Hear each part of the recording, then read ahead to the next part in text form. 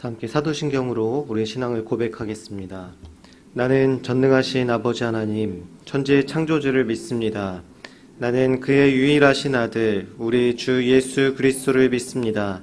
그는 성령으로 잉태되어 동정녀 마리아에게서 나시고 본디오 빌라도에게 고난을 받아 십자가에 못 박혀 죽으시고 장사된 지 사흘 만에 죽은 자 가운데서 다시 살아나셨으며 하늘에 오르시어 전능하신 아버지 하나님 우편에 앉아 계시다가 거기로부터 살아있는 자와 죽은 자를 심판하러 오십니다.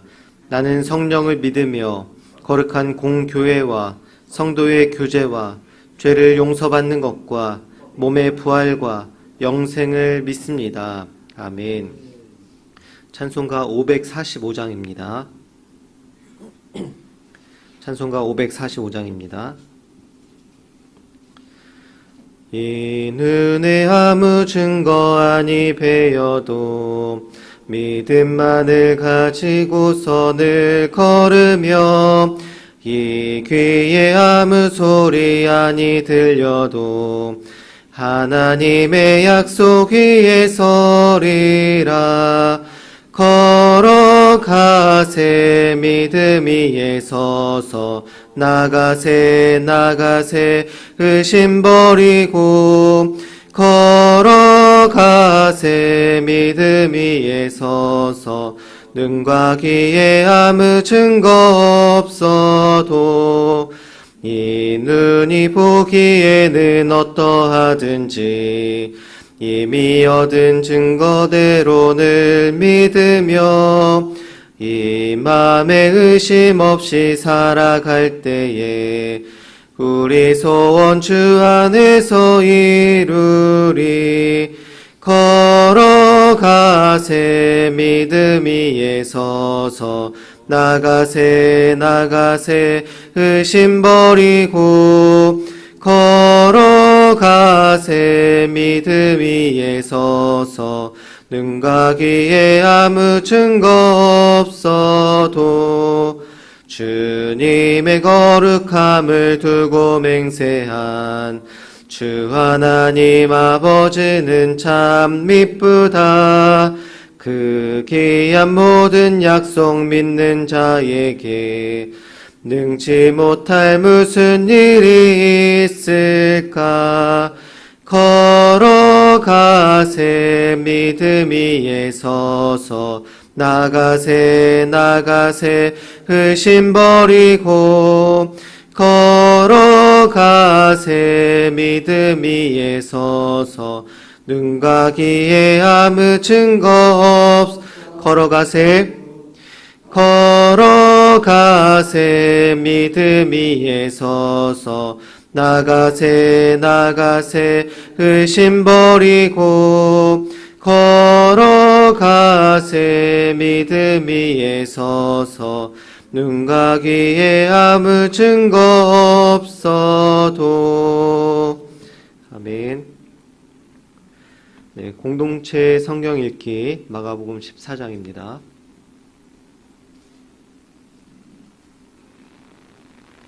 제14장. 이틀이 지나면 유월절과 무교절이라. 대제사장들과 서기관들이 예수를 흉계로 잡아 죽일 방도를 구하며 밀란이 날까 하노니 명절엔 하지 말자. 예수께서 베다니 나병 환자 시몬의 집에서 식사하실 때 한 여자가 매우 값진 향유 곧 순전한 나드 한 옥합을 가지고 와서 그 옥합을 깨뜨려 예수의 머리에 부으니 어떤 사람들이 화를 내어 서로 말하되 어찌하여 이 향유를 허비하는가? 이 향유를 300데나리온 이상에 팔아 가난한 자들에게 줄 수 있었겠도다 하며 그 여자를 책망하는지라. 예수께서 이르시되 가만두라. 너희가 어찌하여 그를 괴롭게 하느냐? 그가 내게 좋은 일을 하였느니라. 가난한 자들은 항상 너희와 함께 있으니 아무 때라도 원하는 대로 도울 수 있거니와 나는 너희와 항상 함께 있지 아니하리라. 그는 힘을 다하여 내 몸에 향유를 부어 내 장례를 미리 준비하였느니라. 내가 진실로 너희에게 이르노니 온 천하에 어디서든지 복음이 전파되는 곳에는 이 여자가 행한 일도 말하여 그를 기억하리라. 12 중에 하나인 가룟 유다가 예수를 넘겨주려고 대제사장들에게 감해 그들이 듣고 기뻐하여 돈을 주기로 약속하니 유다가 예수를 어떻게 넘겨줄까 하고 그 기회를 찾더라. 무교절의 첫날 곧 유월절 양 잡는 날에 제자들이 예수께 여짜오되 우리가 어디로 가서 선생님께서 유월절 음식을 잡수시게 준비하기를 원하시나이까? 예수께서 제자 중에 둘을 보내시며 성내로 들어가라. 그리하면 물 한 동이를 가지고 가는 사람을 만나리니 그를 따라가서 어디든지 그가 들어가는 그 집 주인에게 이르되 선생님의 말씀이 내가 내 제자들과 함께 유월절 음식을 먹을 나의 객실이 어디 있느냐 하시더라 하라. 그리하면 자리를 펴고 준비한 큰 다락방을 보이리니 거기서 우리를 위하여 준비하라. 제자들이 나가 성내로 들어가서 예수께서 하시던 말씀대로 만나 유월절 음식을 준비하니라. 저물매 그 12를 데리시고 가서 다 앉아 먹을 때 예수께서 이르시되 내가 진실로 너희에게 이르노니 너희 중에 한 사람 곧 나와 함께 먹는 자가 나를 팔리라. 그들이 근심하며 하나씩 나는 아니지요 하고 말하기 시작하니 그들에게 이르시되 12 중에 하나 곧 나와 함께 그릇에 손을 넣는 자니라. 인자는 자기에 대하여 기록된 대로 가거니와 인자를 파는 그 사람에게는 화가 있으리로다. 그 사람은 차라리 나지 아니하였더라면 자기에게 좋을 뻔하였느니라. 그들이 먹을 때 예수께서 떡을 가지사 축복하시고 떼어 제자들에게 주시며 이르시되 받으라. 이것은 내 몸이니라. 또 잔을 가지사 감사기도 하시고 그들에게 주시니 다 이를 마시매 이것은 많은 사람을 위하여 흘리는 나의 피, 곧 언약의 피니라. 진실로 너희에게 이르노니 내가 포도나무에서 난 것을 하나님 나라에서 새 것으로 마시는 날까지 다시 마시지 아니하리라. 이에 그들이 찬미하고 감람산으로 가니라. 예수께서 제자들에게 이르시되 너희가 다 나를 버리리라. 이는 기록된 바 내가 목자를 치리니 양들이 흩어지리라 하였음이니라. 그러나 내가 살아난 후에 너희보다 먼저 갈릴리로 가리라. 베드로가 여짜오되 다 버릴지라도 나는 그리하지 않겠나이다. 내가 진실로 네게 이르노니 오늘 이 밤 닭이 2번 울기 전에 네가 3번 나를 부인하리라. 내가 주와 함께 죽을지언정 주를 부인하지 않겠나이다. 모든 제자도 이와 같이 말하니라. 그들이 겟세마네라 하는 곳에 이르매 예수께서 제자들에게 이르시되 내가 기도할 동안에 너희는 여기 앉아 있으라 하시고 베드로와 야고보와 요한을 데리고 가실새 심히 놀라시며 슬퍼하사 말씀하시되 내 마음이 심히 고민하여 죽게 되었으니 너희는 여기 머물러 깨어 있으라. 조금 나아가사 땅에 엎드려 될 수 있는 대로 이때가 자기에게서 지나가기를 구하여 이르시되 아빠, 아버지여, 아버지께는 모든 것이 가능하오니 이 잔을 내게서 옮기시옵소서. 그러나 나의 원대로 마시옵고 아버지의 원대로 하옵소서. 돌아오사 제자들이 자는 것을 보시고 베드로에게 말씀하시되 시몬아, 자느냐? 네가 1시간도 깨어 있을 수 없더냐? 시험에 들지 않게 깨어 있어 기도하라. 마음에는 원이로되 육신이 약하도다. 다시 나아가 동일한 말씀으로 기도하시고 다시 오사 보신즉 그들이 자니 이는 그들의 눈이 심히 피곤함이라. 그들이 예수께 무엇으로 대답할 줄을 알지 못하더라. 3번째 오사 그들에게 이르시되 이제는 자고 쉬라. 그만 되었다. 때가 왔도다. 보라, 인자가 죄인의 손에 팔리느니라. 일어나라, 함께 가자. 보라, 나를 파는 자가 가까이 왔느니라. 예수께서 말씀하실 때 곧 12 중에 하나인 유다가 왔는데 대제사장들과 서기관들과 장로들에게서 파송된 무리가 검과 몽치를 가지고 그와 함께 하였더라. 예수를 파는 자가 이미 그들과 군호를 짜 이르되 내가 입맞추는 자가 그이니 그를 잡아 단단히 끌어가라. 이에 와서 곧 예수께 나와 랍비여 하고 입을 맞추니 그들이 예수께 손을 대어 잡거늘 곁에 서 있는 자 중에 한 사람이 칼을 빼어 대제사장의 총을 쳐 그 귀를 떨어뜨리니라. 너희가 강도를 잡는 것 같이 검과 몽치를 가지고 나를 잡으러 나왔느냐? 내가 날마다 너희와 함께 성전에 있으면서 가르쳤으되 너희가 나를 잡지 아니하였도다. 그러나 이는 성경을 이루려 함이니라. 제자들이 다 예수를 버리고 도망하니라. 한 청년이 벗은 몸에 배 혼니부를 두르고 예수를 따라가다가 무리에게 잡히매 배 혼니부를 버리고 벗은 몸으로 도망하니라. 그들이 예수를 끌고 대제사장에게로 가니 대제사장들과 장로들과 서기관들이 다 모이더라.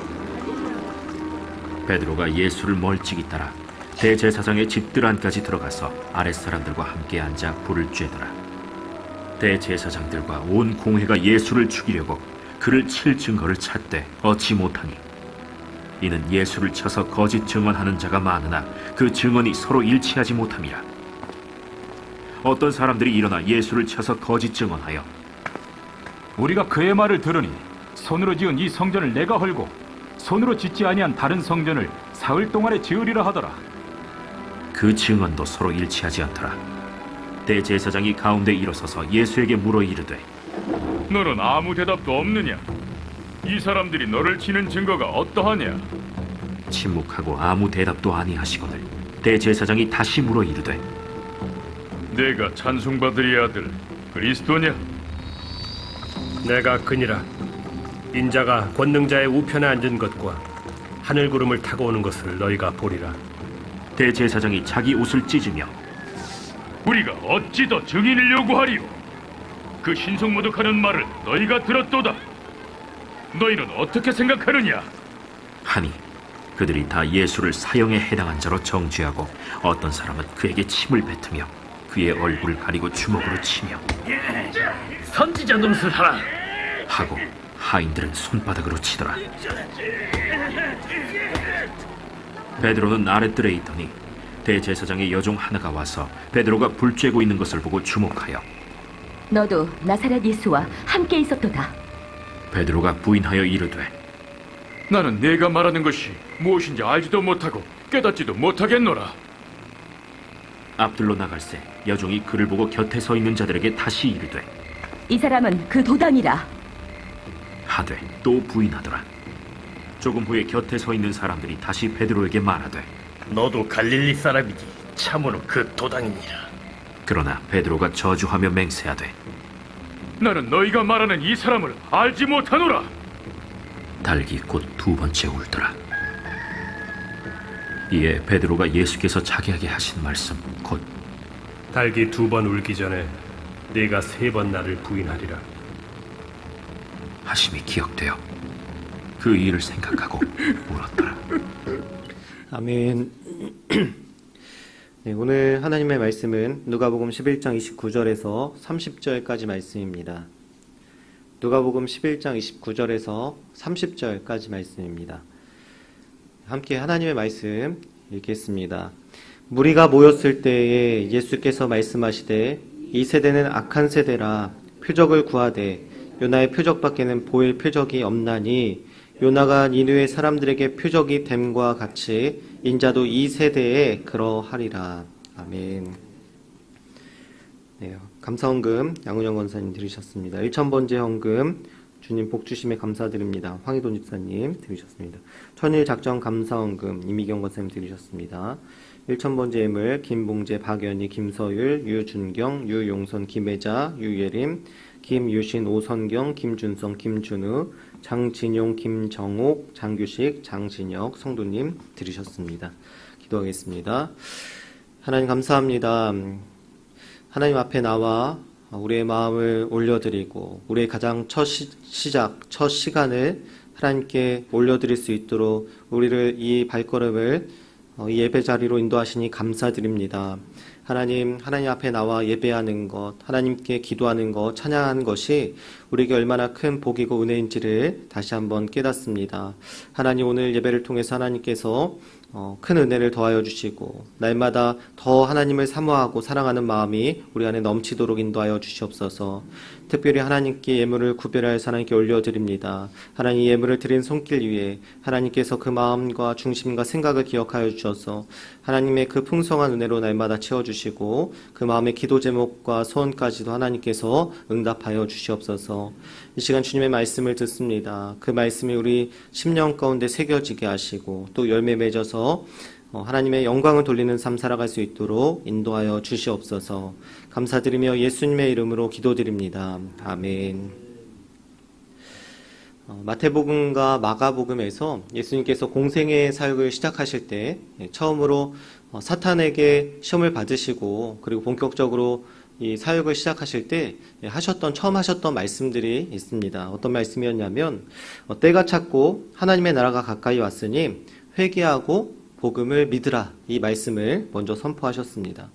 우리는 예수님이 공생의 사역을 처음 시작하시면서 이 외치신 이 메시지, 이 말씀을 통해서 우리가 구원을 받게 되는 가장 근본적이고 결정적인 근거가, 그 조건이 무엇인지를 확인할 수 있습니다. 그것은 바로 하나님의 말씀인 복음을 받아들이는 것으로 우리의 구원이 시작됩니다.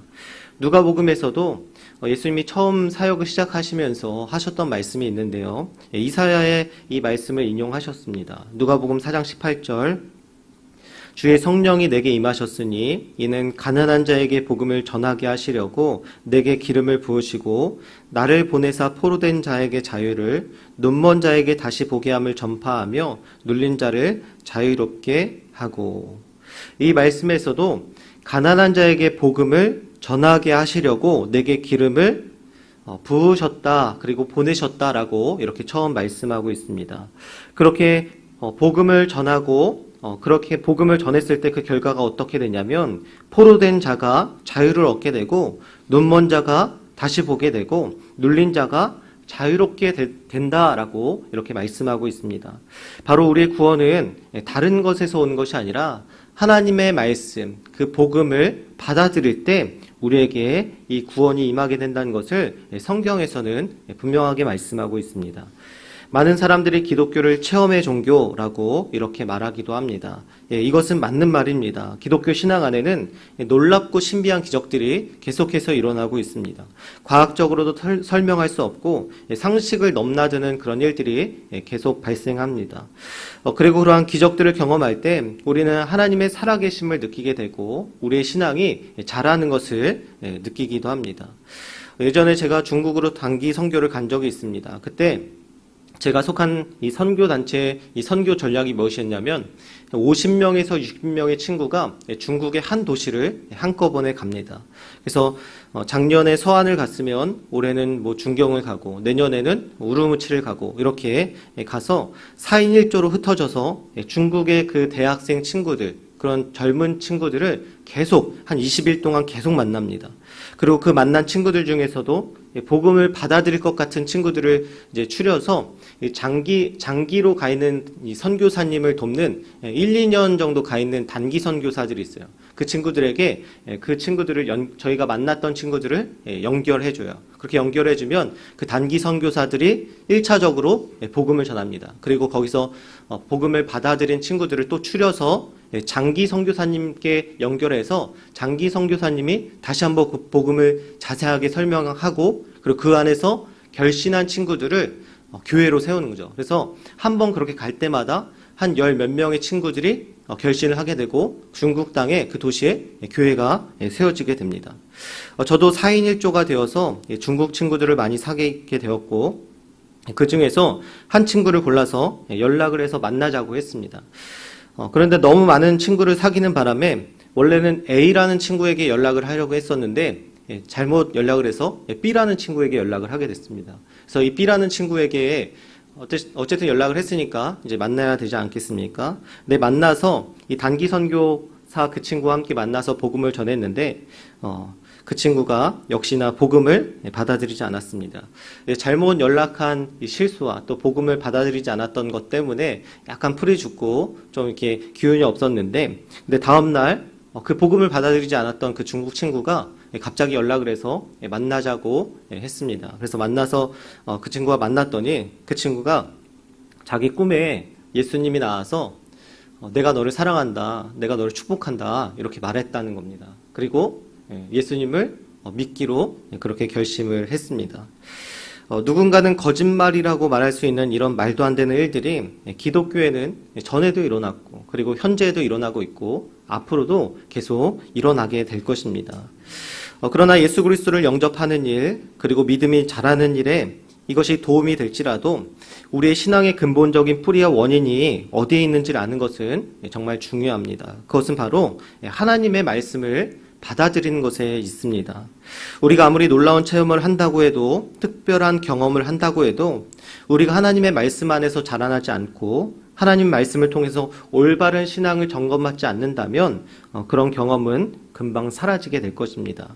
그 꿈에서 예수님을 봤다고 했던 그 친구도 만약에 그 친구에게 지속적으로 이 말씀을 가르치지 않고 말씀 안에서 잘 양육하지 않는다면 그러한 경험들은 금방 사라지게 되고 믿음도 사라지게 될 것입니다.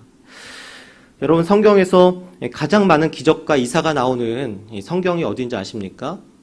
출애굽기입니다. 출애굽기에는 다른 성경에서도 한 번 나올까 말까한 그런 놀라운 기적들이 여러 차례 등장하는 것을 볼 수가 있습니다. 10가지 재앙뿐만 아니라 홍해가 갈라지는 사건, 만나와 메추리아기 사건, 또 구름 기둥과 불 기둥, 모세가 팔을 들면 전쟁에서 승리하고 하나님께서 시내산에서 구름과 번개와 천둥으로 이렇게 나타나시는 그러한 여러 가지 사건들, 엄청난 사건들이 등장하는 것을 볼 수가 있습니다. 하지만 그렇게 많은 일들을 직접 경험한, 하나님의 그 놀라운 기적과 이슬을 경험한 이 출애굽 1세대들이 다 어떻게 되었습니까? 광야에서 죽임을 당했습니다. 그들이 하나님의 말씀을 깊이 새기지 않았기 때문인 것이죠. 그 다음 세대는 이 부모 세대의 죽음을 통해서 그래도 순종적인 삶을 살았습니다. 하지만 사사기에 들어서자마자, 그들이 가나안 땅을 정복하자마자 그 자녀들, 그 3세대들이 하나님을 떠나게 되는 것을 볼 수가 있습니다. 그 이유를 사사기에서는 이렇게 말씀하고 있죠. 사사기 2장 10절 말씀입니다. 그 세대의 사람도 다 그 조상들에게로 돌아갔고 그 후에 일어난 다른 세대는 여호와를 알지 못하며 여호와께서 이스라엘을 위하여 행하신 일도 알지 못하였더라. 여호와를 알지 못하며 여호와께서 이스라엘을 위하여 행하신 일도 알지 못하였더라. 이것이 바로 이스라엘이 하나님을 떠나고 하나님을 배신한 이유라고 말씀하고 있습니다. 그들은 여호와를 알지도 못했고 그들을 위해서 행하신 일도 알지 못했습니다. 바로 신앙의 계승이 제대로 이루어지지 못했다는 것이죠. 하나님의 말씀에 대해서 부모 세대가 제대로 가르치지 않았던 것입니다. 어제 담임 목사님 말씀처럼 신앙의 계승, 즉 이 하나님의 말씀이 가정에서도 계속 전달되어야 하는 이유가 얼마나 중요한지를 나타내는 말씀이기도 합니다. 성경은 하나님이 어떤 분이신지, 그리고 하나님께서 우리를 위해서 어떠한 일을 행하셨는지를 우리에게 알려주는 책입니다. 우리가 하나님이 어떤 분이신지를 알게 될 때, 그리고 하나님께서 우리를 위해서 그 기나긴 역사 속에서 어떠한 일을 행하셨는지를 우리가 더욱더 자세히 알게 될 때 우리는 감격하게 될 수밖에 없고 감동을 받을 수밖에 없고 또 하나님을 더 사랑하게 될 수밖에 없고 우리의 믿음이 자랄 수밖에 없게 되는 것입니다. 그래서 우리의 신앙은 말씀 위에 세워야 하고 말씀을 근거로 우리가 모든 판단을 하고 생각하고 행동해야 하는 것입니다. 왜냐하면 하나님을 아는 것, 하나님께서 행하신 일을 아는 것이 우리의 삶의 목적 중에 하나이기 때문입니다. 오늘 말씀에서도 악한 세대가 표적을 구하고 있습니다. 누가복음 11장 29절 말씀 다시 한번 읽겠습니다. 무리가 모였을 때에 예수께서 말씀하시되 이 세대는 악한 세대라 표적을 구하되 요나의 표적밖에 보일 표적이 없나니. 예수님께서 그동안 얼마나 많은 이적과 기적들을 행하셨습니까? 눈먼 자를 고치시고 병든 자들을 고쳐주셨고 귀신을 쫓아내셨고 또 죽은 자를 살리셨고 바로 앞에 있는 본문에서는 말 못하는 이 사람을 고치신 것을 볼 수가 있습니다. 그렇게 한 이유는 이러한 기적들을 통해서 예수님의 말씀이 사실임을, 예수님의 말씀이 진리임을 알게 하시기 위한 것이었습니다. 하지만 그러한 기적을 보았음에도 불구하고 그들은 예수님의 말씀을 받아들이지 못했고, 그리고 반대했고, 오히려 더 많은 표적들을 요구하고 있습니다. 바로 그러한 자들을 예수님께서는 악한 세대다라고 이렇게 지칭해서 말씀하고 있는 것입니다. 또 누가복음 11장 30절 말씀입니다. 함께 읽겠습니다. 요나가 니느웨 사람들에게 표적이 됨과 같이 인자도 이 세대에 그러하리라. 예수님은 요나가 니느웨 사람들에게 표적이 되었다라고 이렇게 말씀합니다.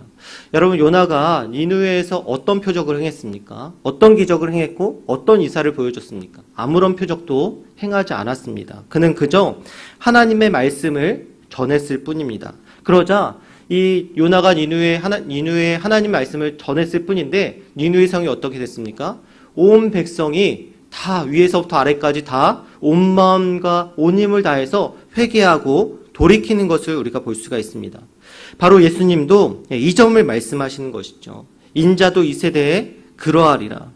예수님도 요나와 같이 이들에게 표적이 되어야 된다라고 말씀하신 것입니다.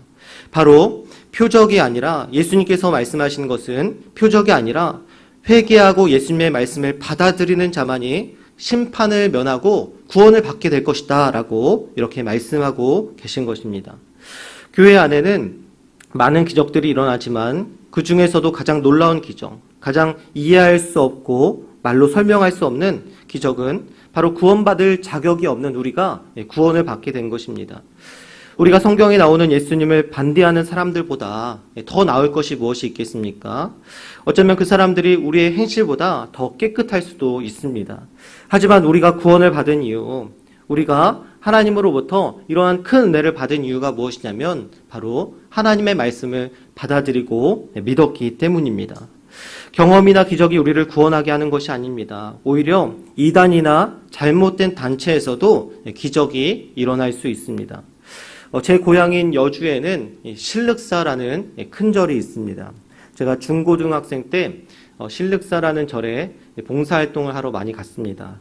그렇다고 제가 불자는 아니었고, 그 다음에 이제 개종을 해서 목사가 된 건 아니고, 원래 이제 모태 신앙이었는데, 이제 그 주변에 봉사활동을 하러 갈 마땅한 장소가 없어서 그 절을 갔는데, 그때 실륵사 스님이 했던 말이 아직도 기억이 납니다.